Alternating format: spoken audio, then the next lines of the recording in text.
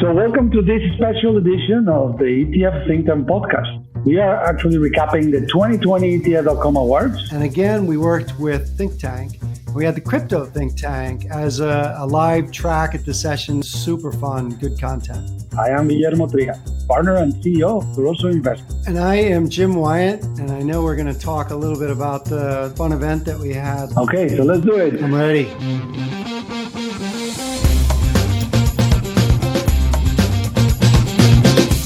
So Jim Wiandt, welcome back to the Think Tank Exchange podcast. Super excited to have you here. Yeah, great to be here. Speaking about globality, Jim, do you realize that the American here is speaking from San Sebastian, while the freaking Spaniard is speaking from the middle of the Midwest? It's hilarious. And I'm from the Midwest too, right? Like I'm from Ohio. So like the Spanish guy is in the Midwest and the Midwestern guy is in Spain. It's pretty funny. I guess the grass is always greener somewhere else, Guy. That's it. The last time you joined us, I think it was episode 207. And it was also a special edition, courtesy of the Spark Network. And that edition was called Climate Think Tank.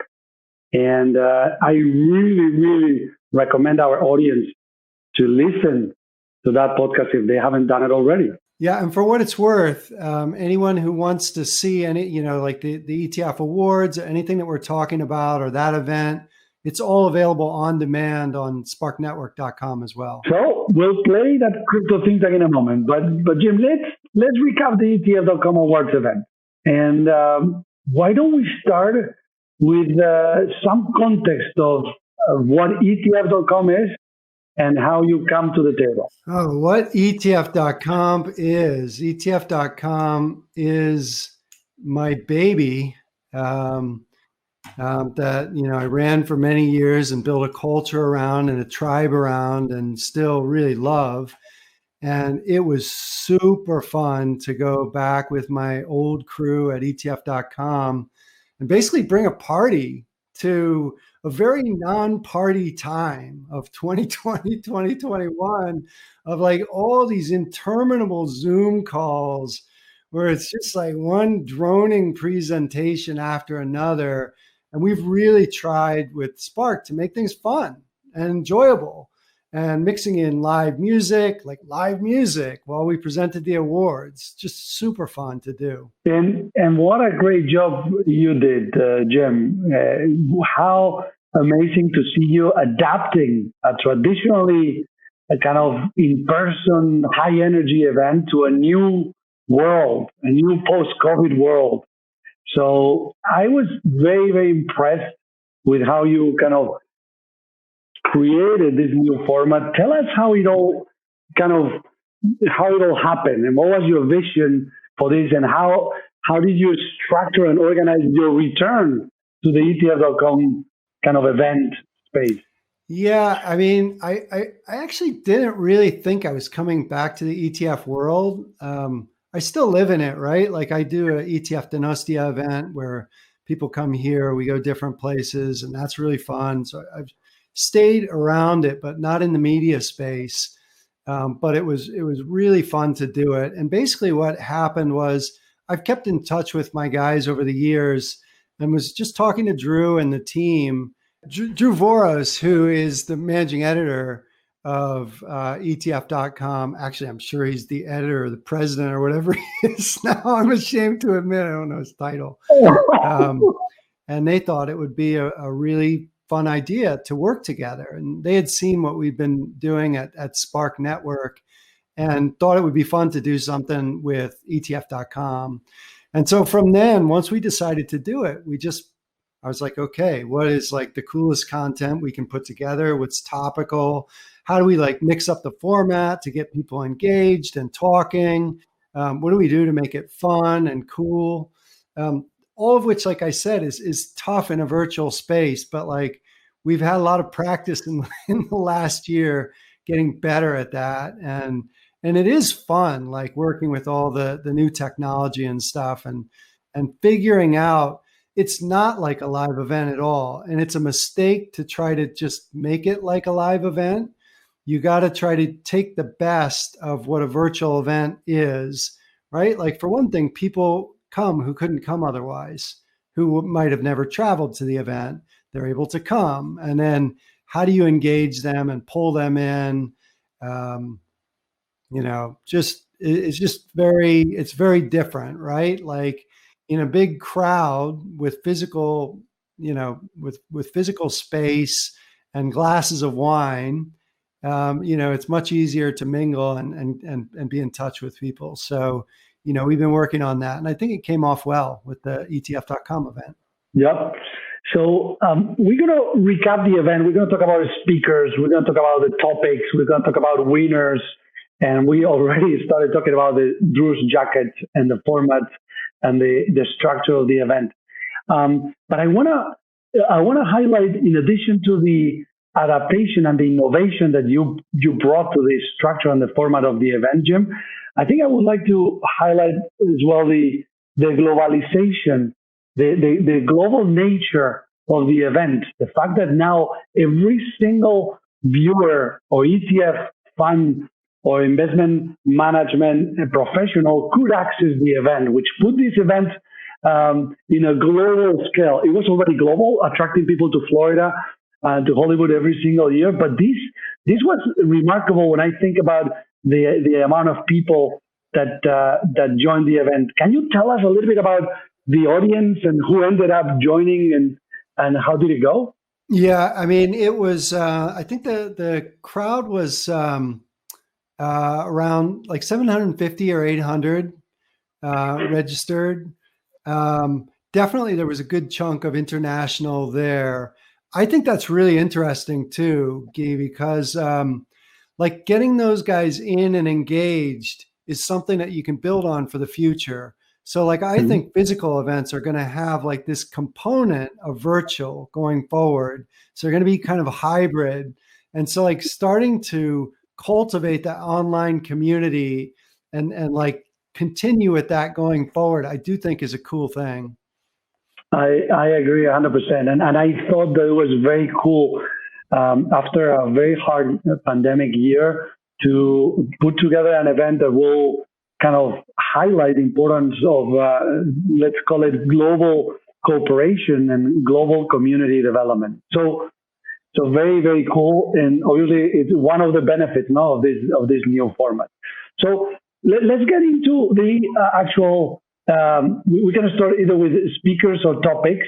And I think topics might lead us to the speakers. So Jim, what do you think? What was the most I don't know the most underlying topic that you heard during the event? No, I mean there's no question. There's no question. It's crypto, right? I mean, Kathy Wood's talking about crypto all the time. Crypto ETFs, they're going to happen this year. I just did another follow-up podcast with Eric Balchunas and Dave Nottig, who used to be at ETF.com, and Dave Abner, who's now at Gemini. All these ETF guys are now crypto guys, which is super interesting to me. I know 20 people who used to be ETF guys who are crypto guys now. And like, that's really interesting to me. And the fact that we will have probably this year crypto ETFs with billions in assets, right? The handicap on that podcast was between $1 billion and 20. Nottig said $1 billion, and I said 10, and Abner said 20. I think is what it was. It's a big deal for the ETF industry, obviously. And and there was a ton of talk about that. You had the crypto think tank. You had Kathy talking about it. We had the Winklevoss twins, who are now Dave Abner's bosses. And obviously, Gemini is sort of at the center of this crypto ecosystem, and they're actually servicing lots of the potential ETFs that come to the market and custodying those products. Yep, I completely agree. Of course, I was biased, and my favorite speaker about crypto and blockchain was a guy called Mike Venuto that I love dearly. Obviously, my partner and CIO at Torozo. who is behind the blockchain ETF BLOK. But I would like to highlight to that point, Jim, the fact that when you talk about this almost incestuous relationship between crypto industry and the ETF industry, what it highlights to me is the importance of the role of ETFs and crypto as a better technology to deliver an investment outcome. 100%. It's so similar in so many ways. Like crypto has this reputation of being, these craven, in capitalists who are just like trying to make easy money. But what crypto really is about, what blockchain really is about, is a better system, like improved efficiency in the system, and that's what ETFs were, right? ETFs were just a better mechanism, more tax efficient, trading at the NAV in real time, just better.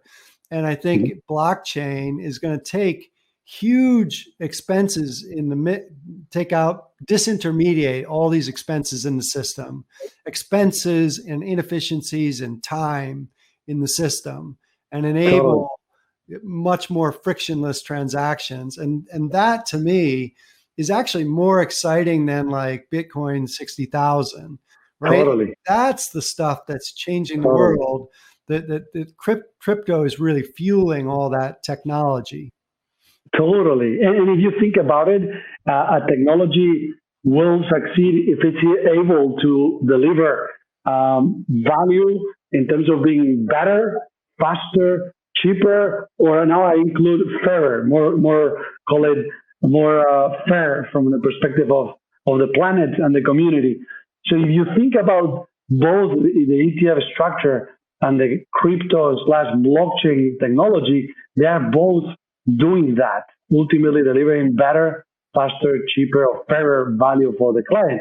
And this brings an interesting point that I think I shared with you at some point, Jim, regarding this concept that we have at Toronto of EAS, or ETFs as a service, that is somehow merging with BaaS, blockchain as a service, and that eventually, in my mind, as a clear, crazy brainstorming, I call it AMAS, which is asset management as a service, in terms of you use different technologies to deliver asset management investment outcomes and processes through a better technology. So once again, we go back to the origin of this event that you put together, which is adaptation, innovation, efficiencies, all happening almost in the same place during the ETF.com Awards event. It was very cool. It's really cool. It's like to me, it's like an intersection of past and present and future, because some of these things that are going on and we're working on, it feels like ETFs felt in the early days. And I'm an old timer. I'm the oldest of the old time. It's crazy. The ETF industry was tiny when I started in it. I wrote the first book on ETFs. And how many, I'm going to ask you, Guy, because I'm sure you don't know this. How many ETFs do you think there were in the market when I wrote that book? Oh my gosh. I don't know. 44. Oh my gosh. There were 44 ETFs, right? There was not,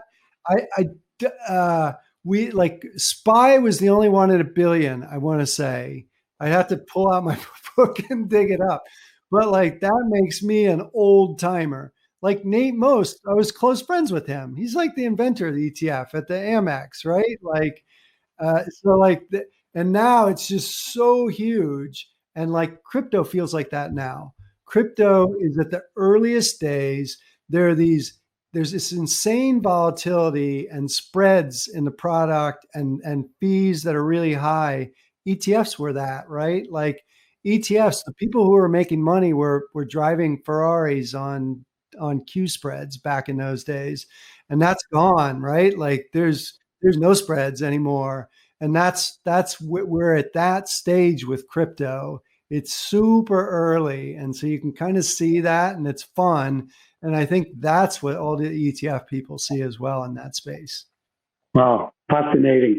So Jim, as we kind of move from crypto to other topics or themes that were very much present in the event. I cannot but highlight the ESG, call it impact investing part of this, which is very dear to your heart, I know, and to Spark and to Toronto as well.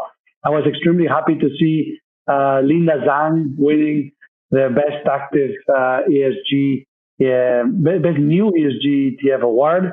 But overall, I would argue that it's fascinating to see the explosion of better technologies in investment management with the ESG, SRI, impact investing kind of trends. It's almost like innovation and doing good is merging together into a world that is better, faster, cheaper, and that, I don't know, it makes me extremely excited. What do you think about it? Cleaner, right? Like, no question. ESG is just like, has been historically like such a boring area. Like the way it's been presented in the discussions in the US especially. And like the thing is it's like the least boring thing there is, right? Like saving planet is cool, right?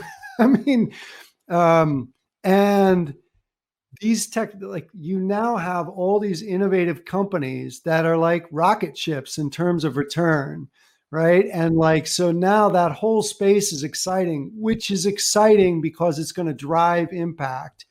And so like, I love how things are evolving in that space. The US is still really, really far behind Europe. So I saw a stat, I think it was Eric Balchunas brought this stat out, where last month flows in Europe into ETFs, ESG flows were more than non-ESG flows. ESG flows more than non-ESG flows. In the US, it's like it was like 3% of non, right? ESG flows were 3% of what non-ESG flows were last month. It was something like that. So the US is still behind, and it's a huge opportunity, in my opinion, right? And like things that are going on with Biden now are big, right? For anyone who's paying attention, like there is a huge drive toward clean energy and clean technology. And there's going to be regulation around that the markets are going to frame around.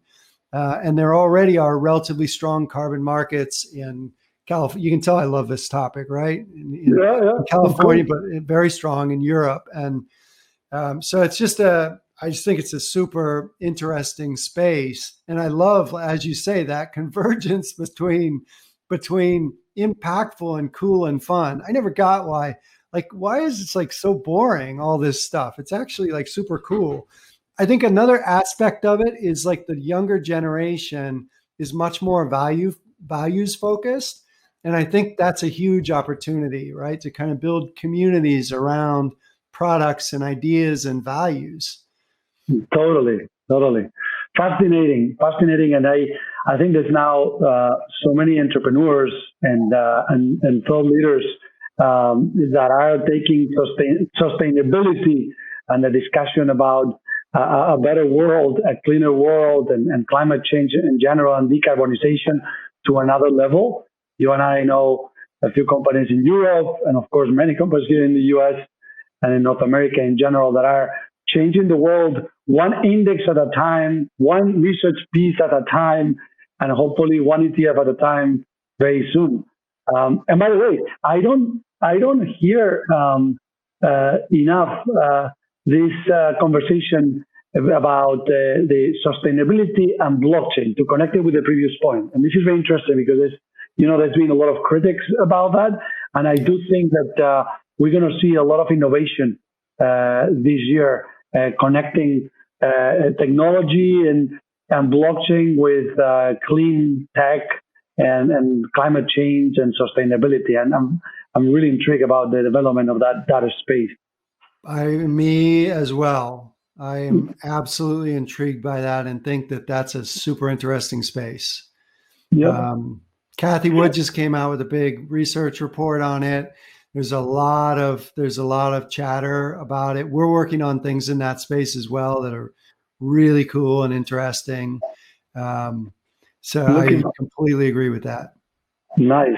So let's talk about a few other surprise winners or the people that really shocked us when we saw them in the award list. How about Matt Hogan? How about Matt Hogan? Who let that guy in?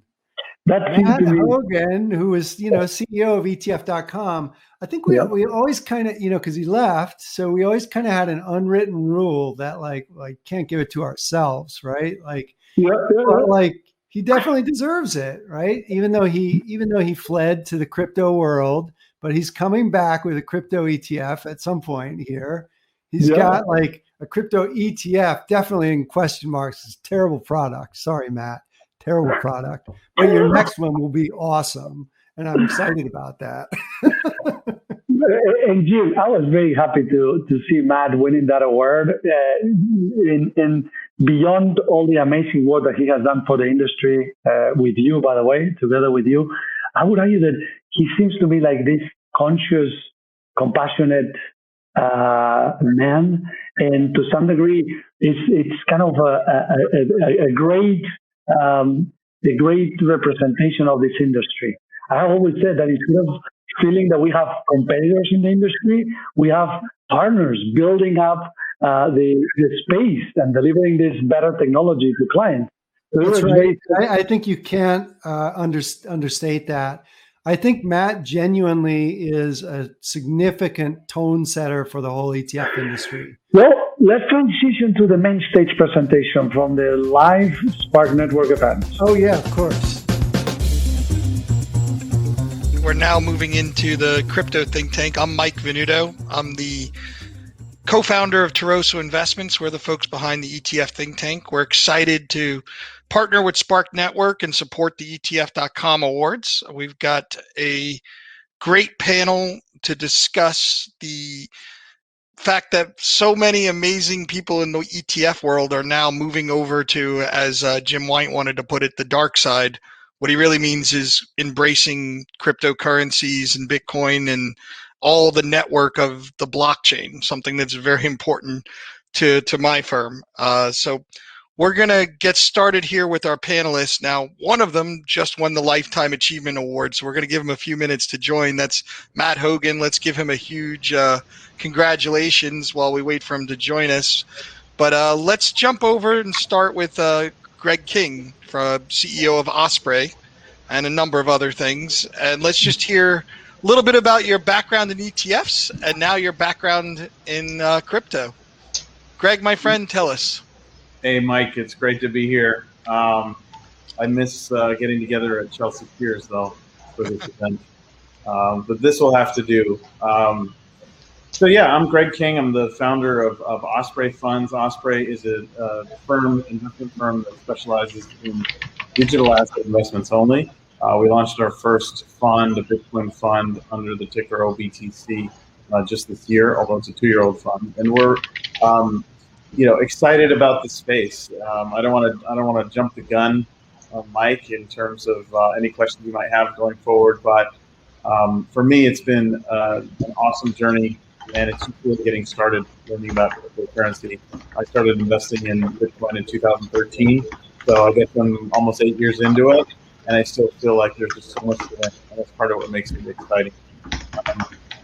Awesome. Wise, some of you may know me from previous roles at Barclays, where I created the iPath platform, and then Velocity Shares, where we did a lot of interesting stuff with VIX and commodity products. Yeah, Greg's been an innovator in structuring forever, and crypto needs structure. So, Abner, in order to have structure, you got to have infrastructure. We heard from the Winklevi earlier. Tell us about, your start in ETFs and how you've converted to the world of crypto. David Abner, global head of business development from Gemini. It's great to be here tonight. I actually started in ETFs very close to when Reggie started in ETFs, who we heard from earlier in the evening. So it was nice to hear him talk about the days, his days on the Amex, and I was on a desk at that time trading with him and facilitating flow and doing a lot of things. About 10 years ago, I moved over to the asset management side. and started helping to issue ETFs and really to educate institutional investors on the growth of the product. And I think I agree with, I'm so happy for Matt and the education that was needed over the last 15 years in the industry to help people understand how to bring ETFs into their portfolios was critical in bringing a better ETF experience, a better investing experience to them. Now today, fast forward at Gemini, we are the leading service provider for crypto ETFs around the world. We are also a crypto exchange, a leading crypto exchange and custodian, probably the most regulated firm in the cryptocurrency industry. And so we service the industry from both ways. We can handle individual investors, and we can also help funds get built and bring those products to market when investors prefer a wrapper to access cryptocurrencies. Okay. So I was hoping Matt would get here for his intro, but I guess we're going to get right into it. When he told me he was going to be late, I had no idea he was winning a Lifetime Achievement Award. I was going to say he was busy selling out of his Dogecoin, but it is what it is. That's very much a joke. He doesn't own any Dogecoin, and neither do I anymore. So let's get right into it. When Reggie gave his speech on the Lifetime Achievement Award earlier, he talked about the 1987 crash and how that really is a big nexus for the markets embracing a different structure like ETFs, or leading to the birth of ETFs. I wonder if the same could be said for the 2008 crash. Is that the commonality, that market dislocations have changed and created a reason for innovation?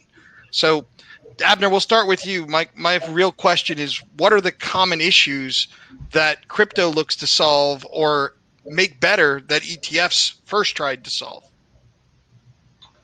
It's a great question, Mike. Thank you. I think the crypto space is the next evolution of financial products. Okay, people think it's something completely different. And everybody tosses around the words new and innovative, and they were saying the same things about ETFs, 20 years ago as well. What we are on a never-ending path for lower fees, more transparency, and better investing experiences for investors. So if you forget about the price of Bitcoin and Ethereum for a minute, and you just think about blockchain innovation, what is going to happen is, faster settlement times, lower fees for investors, a wider array of investment products are all going to be facilitated by this sort of advances that come to the financial markets from the the cryptocurrency space. I look at places like I look at sectors like the bond market, and I say huge market, ripe for advances of technology. If you think about how bonds trade, it's archaic. Yes, there's $1 trillion in bond ETFs today, but I think we're looking at a world where you're seeing, $20 trillion of tokenized bonds in 10 years from now.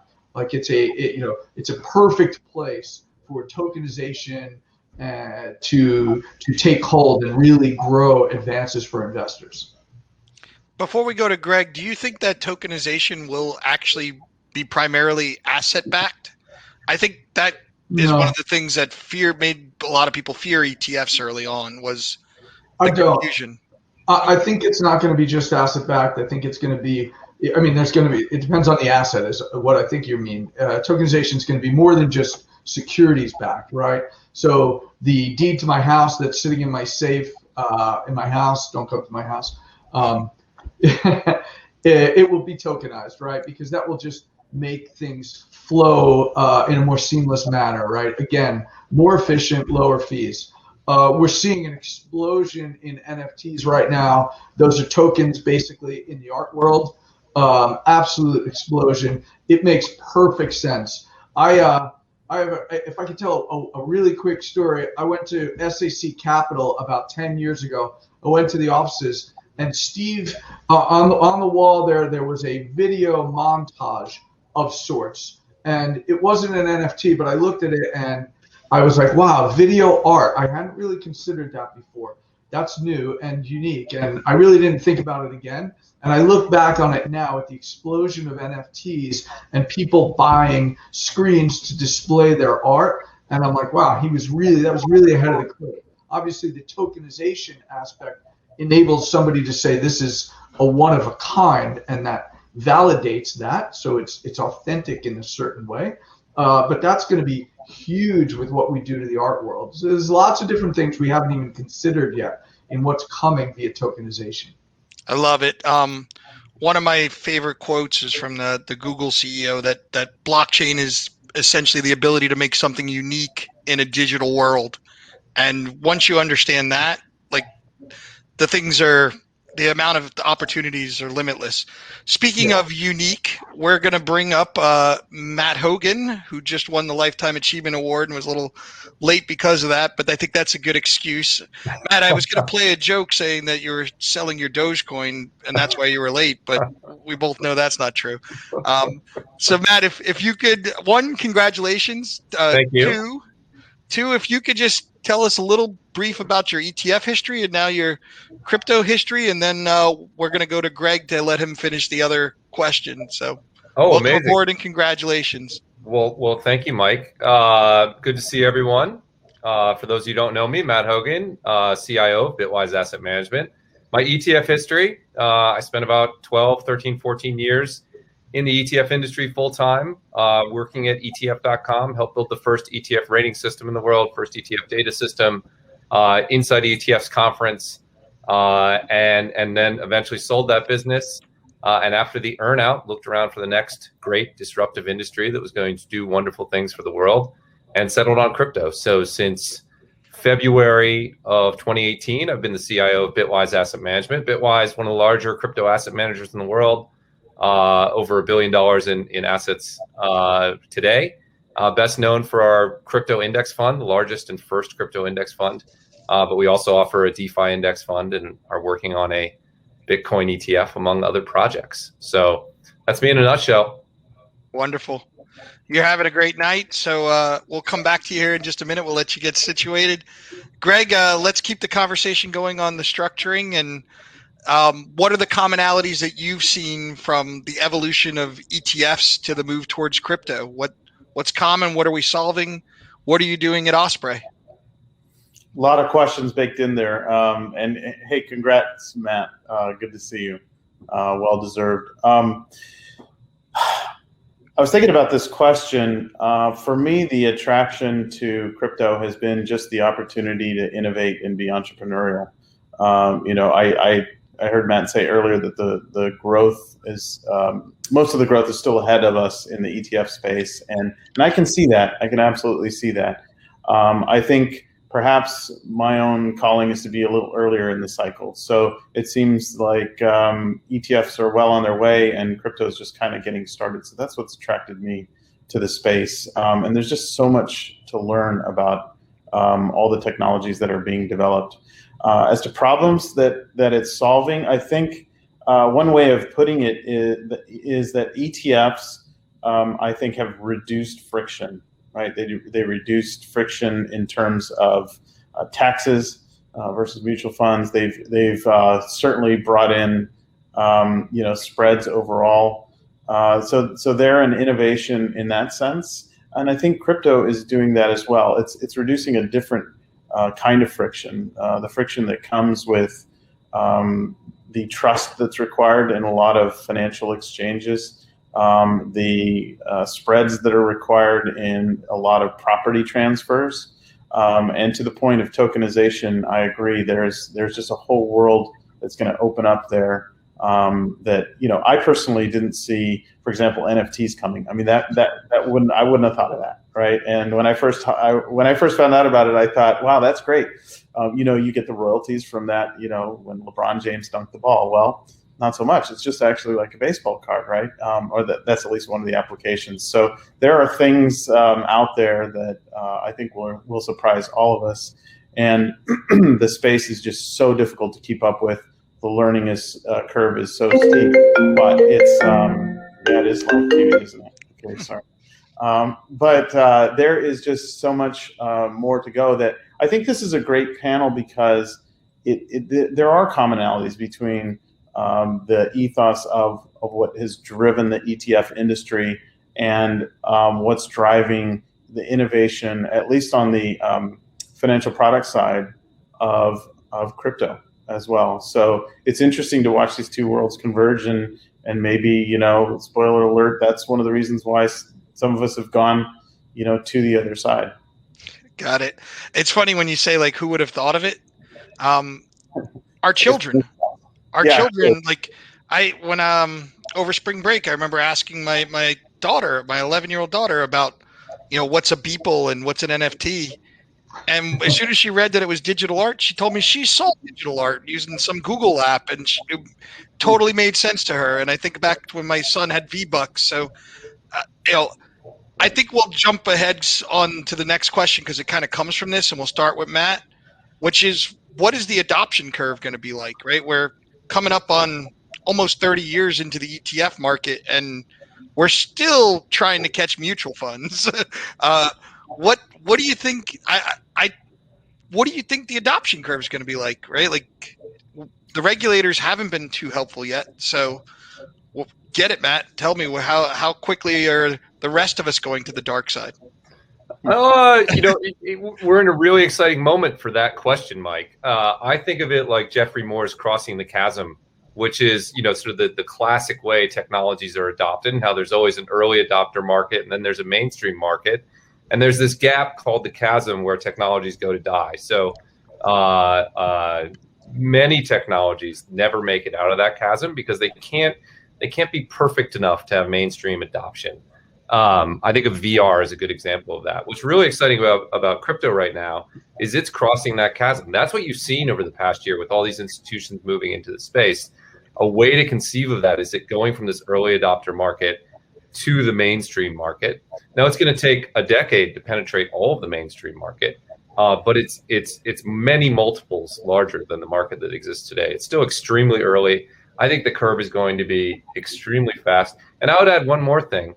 People undercount the degree or the pace of innovation in the crypto market, and what sort of permissionless innovation can do in terms of speeding that adoption. The evolution of the DeFi market, for instance, is one example.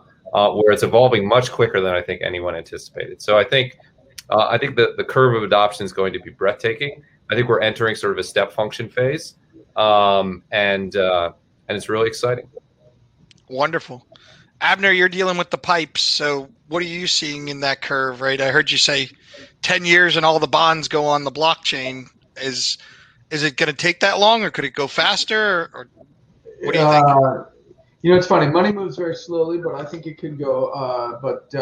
Innovation moves fast. We are actually, Gemini is going to be coming out with a great report on the state of U.S. crypto in coming days, and you'll read in there that like less than 15% of U.S. investors have crypto investments today, and that is telling. It's an important statistic, right? If we look at building good portfolios, we think, and you look at the numbers by some of the outfits that are doing research on adding cryptocurrencies into portfolios. Matt, I'm sure you probably have some great research on this.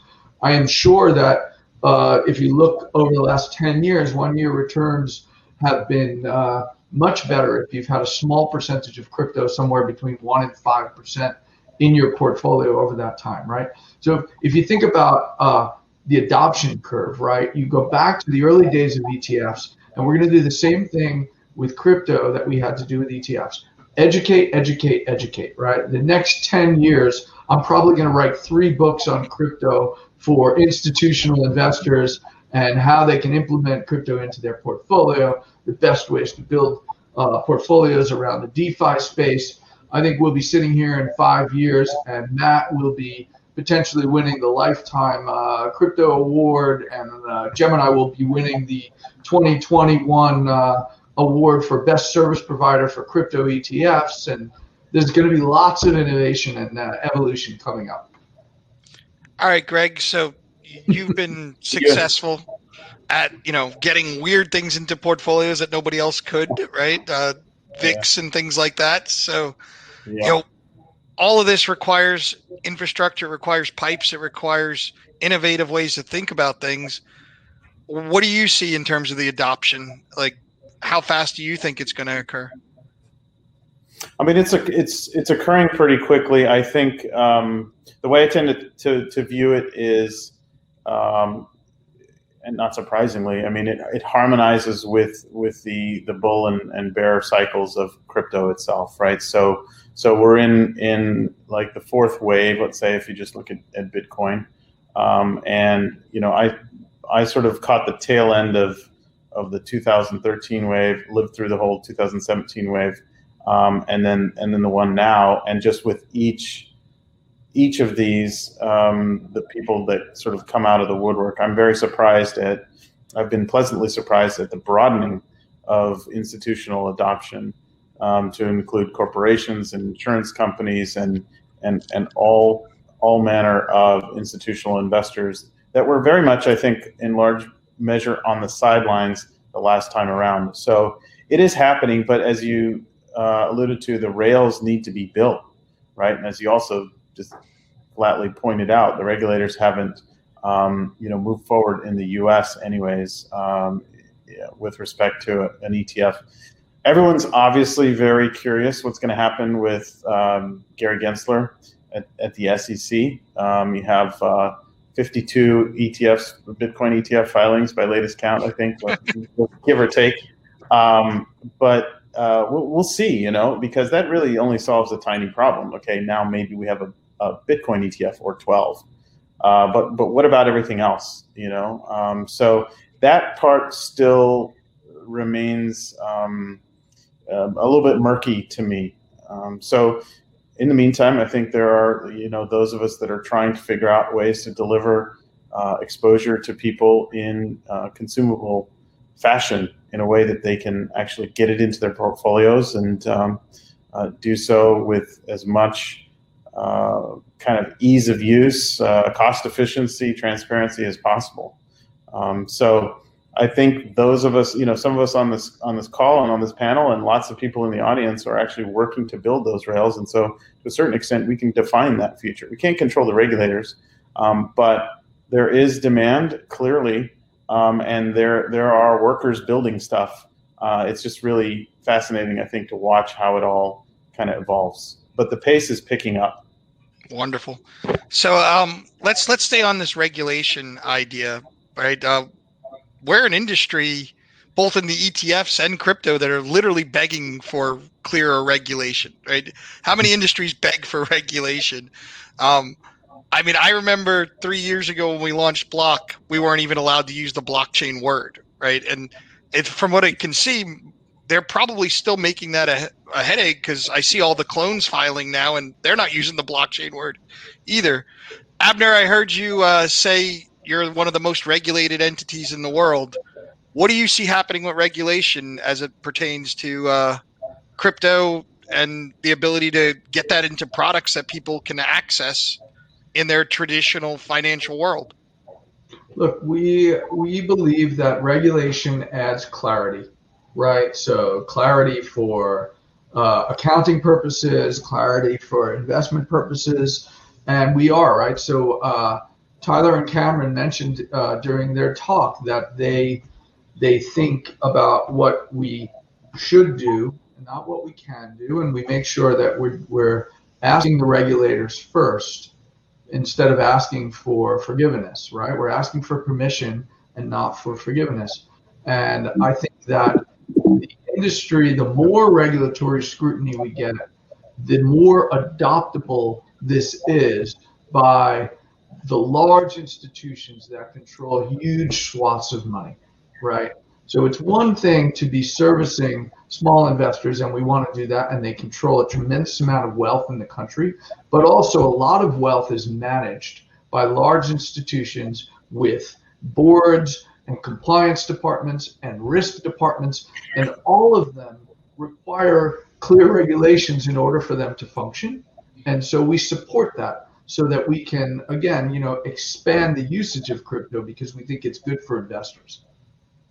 Wonderful. And with that regulation also comes that education and getting the message out. So, Matt, I want to hear what you've seen with regulation, because it's not just about knowing what they are. It's about communicating to RIAs what they are so they could actually buy it. I mean, we all know what Tyrone's doing with OnRamp and Eric. And I know another big voice there have been you and Hunter at Bitwise. So, what are you hearing about regulation, and what are RIAs telling to you about regulation? Well, I think an important thing about regulation, which I think is not perfectly understood, and we try to do a lot of educating on this, is that we've come a long way. We're a lot more regulated today than we were 2, 3, 4, 5, 6 years ago. We have clear regulations around Bitcoin and Ethereum security status. We have applications of the travel rule from an AML KYC perspective. And you don't need to take my word for it. Without these regulations, we wouldn't have MassMutual putting $100 million of Bitcoin on its balance sheet. It just wouldn't happen. And so we have made a huge stride from a regulatory perspective. And part of what we do is talk to investors, talk to advisors about that regulatory progress. Because when we do surveys of advisors, one of their biggest concerns is that it's an unregulated cowboy industry. And that's actually no longer true. Now, we do talk about the regulatory risks that exist in the future, but those risks have changed from sort of binary risks to modulation risks. A few years ago, I think there were binary regulatory risks that could have set back the crypto industry a long way, and we managed to get through those and into a much stronger place. Now there's a question of how crypto evolves and whether it's on, a 70% trajectile or a 50% trajectile from a development perspective. And so we talk about those risks too. But the most important thing is it is a regulated industry, and we've made a lot of progress on regulation. And so we try to explain, where we really are as opposed to where people are thinking that the industry is. Wonderful. So we only got about 3 minutes left. So Greg, I think you covered enough regulation. I'm going to come to you and then Abner and then Matt with our final question, which is, what is the greatest threat and opportunity in this crypto market? So you get 2 answers to 1 question, or 2 questions for 1 answer. I don't know. You figure it out. Greg? So to me, the greatest opportunity is just to build a reliable, transparent, honest effort at creating digital asset investments so that investors and their advisors can be educated and feel comfortable with the asset class. It is basically a foreign country to most investors. I mean, completely foreign. There's foreign countries where you speak the language. Like I lived in London and I lived in Australia. Still a foreign country. There's other foreign countries you don't speak the language at all. And I think crypto is that. So we have to be a force for education. And I think there's a lot of value to be created there. As far as threats, I think the threats are really from a regulatory perspective. I agree with Matt. They used to be more binary. Now they're just more a question of modulation. So the biggest threat is regulation. Abner? Look, I said this the other night. I think there's threats are sort of, it's overstating anything. There is no threat to the industry. This will be an industry and it will continue to grow for a while. What we're hoping for and what I think will help with it, almost like the opportunity, is good regulation, thoughtful regulation, and that opens the doors to investors in a variety of ways. Like, look, Gemini, if you think about the way the industry works, Gemini is a very unique firm, right? We are a custodian, an exchange, a trading firm, a clearing firm, all in one firm. That's hard to think about when you look at the traditional financial world. We are, BlackRock, Bank of New York Mellon, the New York Stock Exchange, all wrapped up into one. And you need to think about how good that can be for investors, right? You're removing levels of profit margins from different firms. You're streamlining operations. These are all great things for investors, and that's what we're trying to build towards. And that's going to require a lot of thoughtful regulation to open up that opportunity to enable funds to flow into the space. And then we haven't even seen what's coming yet, right? Like if you imagined when when Jeff Bezos left D.E. Shaw and opened his online bookshop, if you really thought he was going to create Amazon at that point, I mean, you were an amazing person, but nobody else really thought that, right? Everybody tried to talk him out of leaving, right? It's the same thing with the crypto space right now, right? We cannot even imagine what we're going to see through tokenization, through the use of NFTs, through further development of the space. And I think okay. I'm with you. We got to give Mr. Lifetime Achievement the final word here, though. So, Matt Hogan. Well, the good news, Mike, is I agree with both Greg and Dave that the sort of regulatory question is both an opportunity and a threat. I will say for the people on this call, in terms of opportunity, you have a really unique thing in crypto that doesn't exist in a meaningful way in most asset classes, which is sort of the opportunity for educational alpha. People are anchored on where crypto was a few years ago, and they don't understand what crypto is today. They don't understand our regulatory progress. They don't understand the institutional quality of the market. They don't understand the kind of services that Abner and others are providing into this market. And so people have one of the rarest opportunities, which is educational alpha, to be ahead of where the market is going to be just by evaluating for what it is today, let alone, as Dave mentioned, all the things we can't even imagine. So that's my parting thought. Wonderful.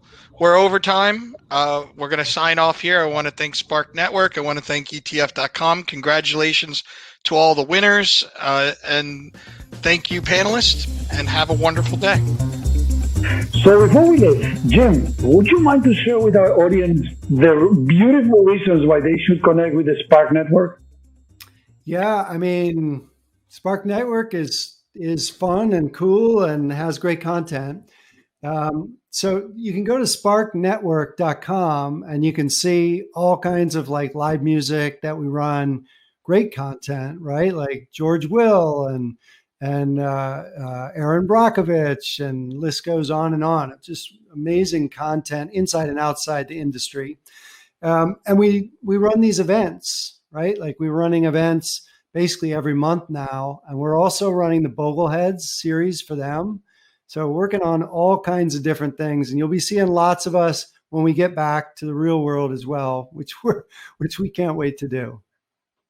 So as we wrap up, we would like to thank Mike Venuto, Dave Abner, Matt Hogan, and Greg King for their thoughts and ideas on the crypto investment space. And certainly, Jim, we thank Spark Network for allowing us to offer all of this to our listeners.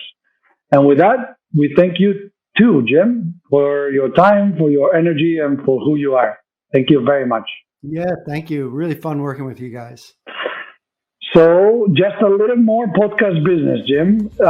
Learn more about the ETF Think Tank and the ETF Think Tank Exchange by visiting etfthinktank.com, your source of ETF ideas, thought leadership, strategies, tools, and growth tactics.